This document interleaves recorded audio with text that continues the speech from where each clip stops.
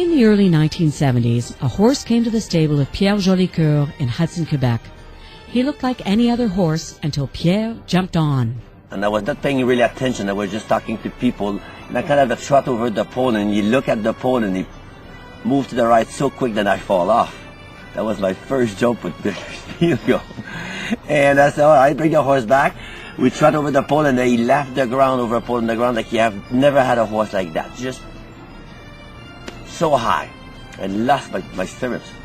And I said, what? That one's going to have a long career. This is a talented horse. Pierre harnessed that talent into one of the greatest hunters ever to show on the Quebec circuit. He won more than 22 classes in a row for me, in a row. In the same year, he won over 40 classes. Champion everywhere. As is the case with most show jumpers, they move on. And Dr. Schpiegle would move to Ontario for the Cottrell family. In those days, there was a wonderful horse show in Montreal called Man in His World. And it was at that horse show that I first saw him show. My dad pointed him out to me, and I was pretty impressed. And I tried him out, and halfway through the horse show, he was ours.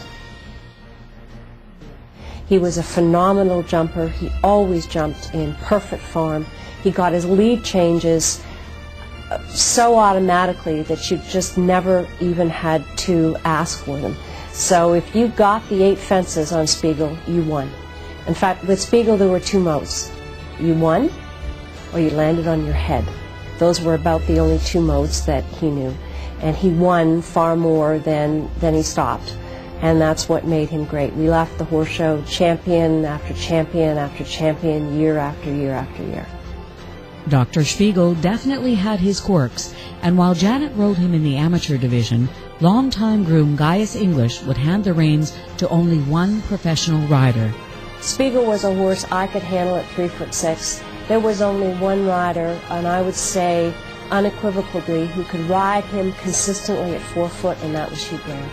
Lots of other people had tried, and it was not particularly easy. In those days, they had a rule at the Royal Winter Fair that if you were on the team, you weren't allowed to show in the domestic classes, and so we always had to have another rider at the Royal. And they consistently failed to come to Hugh Grant's mark. He and Schpiegle were definitely a match. Dr. Schpiegle was a true champion, and like many true champions, Spiegle's final act was a moment to remember. The very last dinner that I had with my father, we discussed Dr. Schpiegle because I thought he was getting a little long in the tooth to show at the Royal, and my father wasn't impressed. A week later, my father had unfortunately passed away in a riding accident, and when we took Schpiegle to the Royal, and he could be champion, that's a memory.